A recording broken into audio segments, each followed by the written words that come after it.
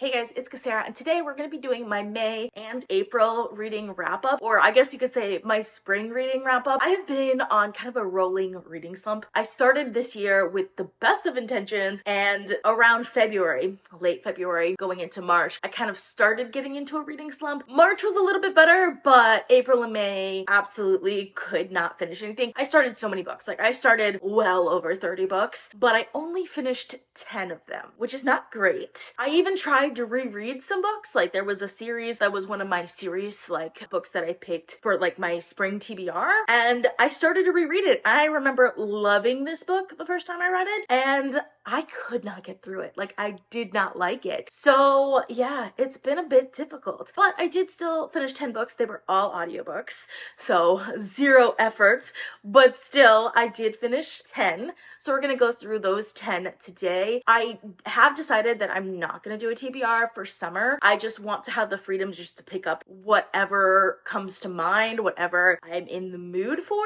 which does that mean I might not hit my goals? Maybe. But also, once I hit June and I was like, oh, I'm free of this spring TBR, I actually finished 2 books this week. How? And I'm on the third. I'm currently reading a third book in the same week. They're all romances, so they're super easy. But still, one of those books was on my spring TBR. So once I was like, oh, I don't have to read my spring TBR anymore, I immediately start reading my spring TBR because that's just who I am, apparently. But it's okay. I think summer's gonna be a little bit better, but I'm just gonna let my mood strike me. Whatever strikes my mood is what I'm gonna read in the summer. And sometimes I feel like that's just what you need, right? Sometimes it's okay to go off of TBR. But like I said, we're gonna go through the 10 books that I did read in this wrap up. As always, we'll start with my lowest rated book and work my way up to my highest rated. So we are going to start with my 3-star books because I did not have any 1 or 2-star books, because if there were going to be a 1 or 2-star book, I just DNF'd them. I just did not continue on with them. And I didn't have any 5-star books either because I just didn't find myself liking what I was reading as much. So it is what it is. So I want to start off with the first book on this list, and that's Powerless. This is the first book in a romantasy series by the same name. And there was a point, I think in early May, where I was like, I'm not in a reading slump anymore. Let me pick up something more difficult. And that's when I went for Powerless. It's not that it's difficult, because it was a fast read. It's easy to get through. But for me, I feel like I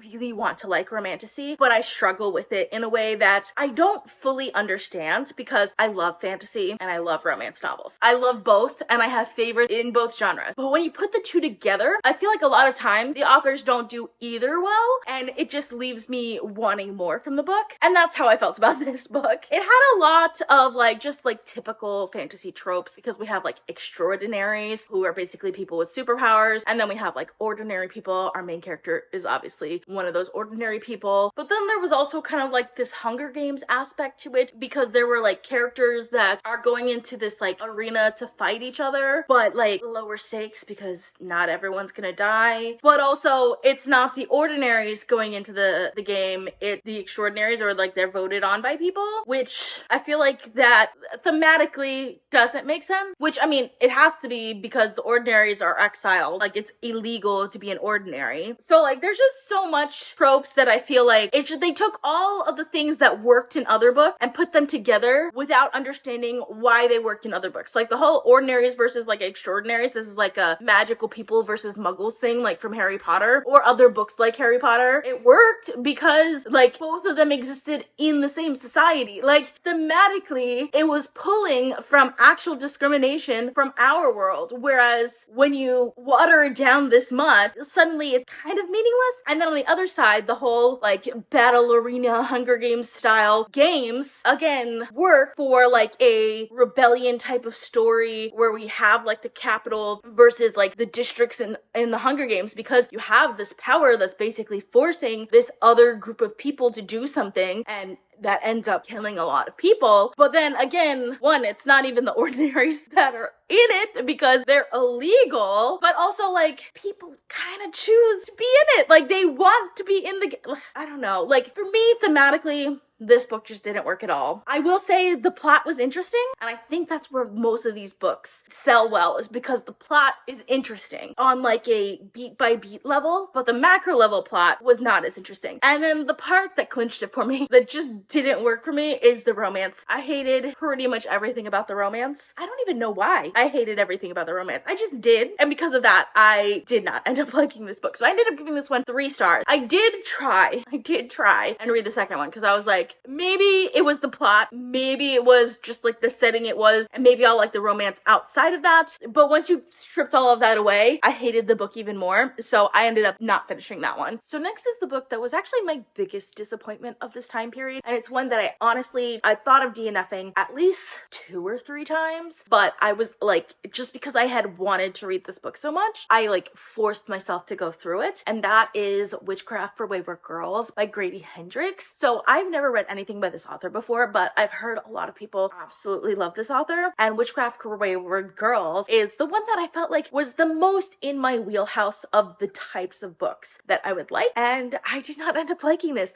I think the ending did like make me like this more, like the majority of the book. I had such a hard time getting into the book. And for me, it was because of the characters' mindsets, because I like to look at things from different perspectives. I also love morally gray characters. I think there's something interesting in seeing like people who are obviously not good people or could potentially be just like bad people, understanding their perspective and seeing why they do things from their own perspective. And I feel like that was just completely not there for like first like 75% of this book. I understand we're in like the main character's point of view because it's following like these girls that get sent to this home because they're pregnant, but they're like teenagers. They're being sent to this home to basically give their babies away and then they can go back to their normal life, but they don't really have a lot of choices in what happens to their babies or even like what they do while they're pregnant and things like that. So obviously this book is a little messed up. Like the situation is not the best situation, but also like I felt like the people around them, just everyone was an absolutely terrible person for like seemingly no reason. Like it honestly felt like that way. Like they were all putting on this front of being like, oh, we're helping you. In real, they were just controlling these girls. So I feel like from that perspective, like I know this is thriller kind of horror, so like it's kind of supposed to be like that, but also I kind of wanted to understand why. Like society at the time, obviously, like the social expectations at the time, some of the stuff that they did were pretty messed up, and I would have liked to see a little bit more motivations from like the side characters, not like necessarily the main character that it was following. I think her name was like Fern or something like that. Like they all took on like other names that were not their real name, and it made me so bored because it just felt very flat. Like all of the characters felt very flat and very one-sided. Even the main character was just very bland to me.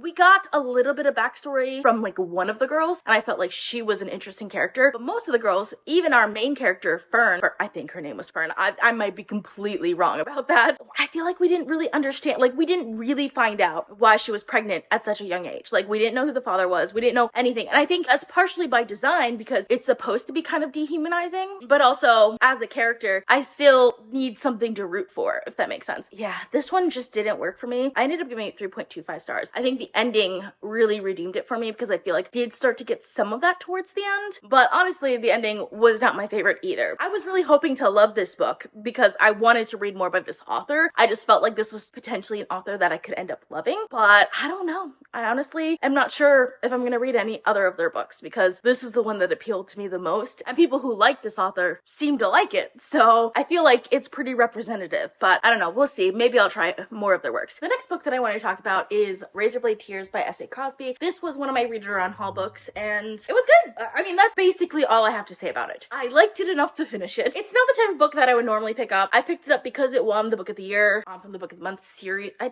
don't know if it won the Book of the Year. It was a finalist, but I think I had already gotten the Book of the Year, so it was a free book. Other people seemed to like it, so I was like, you know what? Let me try it, and it was fine. It was a good book. It has great themes. It has great characters. I liked following it. It's not the type of book that I would normally pick up. It's more of like an action adventure-y type story, but like set in our world. I like action adventure stories, but I like them set in like fantasy worlds, like things where I could delve more into the world and like the cultures and things like that. And I felt like I got a little bit of that here because like there were like parts of the world that I probably wouldn't necessarily like explore that we kind of got to explore here. And the characters were good and they were interesting, but it's just not the type of book that I would normally pick up. I liked being able to read something that was out of my comfort zone, but I also didn't enjoy it as much as I was really hoping that I would. So I ended up giving it 3.5 stars. Solidly good book, not my cup of tea. And next, there are 3 books that I read by Abby Jimenez, who is one of my new favorite, at least romantic contemporary authors. So I did get to Say You'll Remember Me. We'll talk about that soon. But before that, we have the Friend Zone trilogy. I read the first book, The Friend Zone, in March, I believe. So check out my March wrap up for that one. But in April and May, I read, well, technically June, but we're gonna include it. The Happily Ever After playbook, I believe, was in April, and then first week of June, I read Life's Too Short. So I actually really liked Life's Too Short. I don't know if it's because I'm coming out of a little bit of a reading slump, so I ended up liking that one more, because I don't really remember that much from the Happily Ever After playlist. I remember liking it at the time. I believe there was a rock star involved, something to that nature, so maybe that's why. But Life's Too Short, I ended up liking a lot. I literally just finished it like yesterday though, so that's probably why I just have a better opinion of it right now. For the Happily Ever After playlist, I gave it 3.5 stars, and then Life's Too Short, I ended up giving it 3.75 stars. Like, part of me, I think I'm probably thinking that I'm probably reading just too many romantic contemporaries at this point, because they all kind of start blending together. And like, if you've read one, you've kind of read them all. Not really. Definitely not really. But I think for me, like, I enjoy it while I'm reading it. It's like an immediate like dopamine hit, but then afterwards I kind of like don't remember very much. But what I do remember is these books were very emotional while I was reading it, and I really liked that. I also do like the points where they connect, where like we see meet characters from previous books, because one of the characters in one of the first 2 books name was Sloane, and she is actually an artist, and then our main character in Life's Too Short, she really likes Sloane's artwork, so it's really interesting to see when they actually meet. So I really like that as well. I also just think in general they're just fun books to read. I did have some issues with this series as opposed to her Part of Your World series. I felt a little bit more of the conflict in the relationship being less high stakes, if that makes sense. Like, I feel like a lot of it, the conflict was a little bit more like communication based conflict, if that makes sense. Like, for example, in Life's Too Short, the main character is a travel YouTuber, and she's doing that because she wants to raise awareness for ALS, because she has ALS, or she believes she has ALS, and because it runs in her family. So like, her sister died of ALS. She's raising awareness and donating a lot of her profits to charity, but also like, she thinks she's gonna die pretty soon, like within the next year potentially. And then we have the love interest, who is this lawyer who's very stable and is just a good influence in her life, but he doesn't realize that she thinks she's gonna die. So like, he falls in love with her, not realizing that she thinks she's gonna die. And then when he realizes like, oh, she probably has ALS, like, I don't know, like the conflict there just felt like it's communication based, because like, once it actually started communicating and actually like talked through things, obviously there was no conflict anymore, because that's how these books go. So like, it's not my favorite of Abby Jimenez's work, but I still enjoyed it while I was reading it. And honestly, like, if I hadn't read these books, I probably just wouldn't have read anything at all. So I'm glad that they exist, and I'm glad to have read them. The other book I picked up was Say You'll Remember Me, because obviously if she has a new release, I'm gonna read it as soon as I can get it. So I did read this one. This one I feel like I didn't like as much as her Part of Your World series either. I ended up giving this one 3.75 stars as well. The male love interest is a veterinarian, and he has a private practice that he is very in debt on and cannot pay off the loans on. And then our female lead, it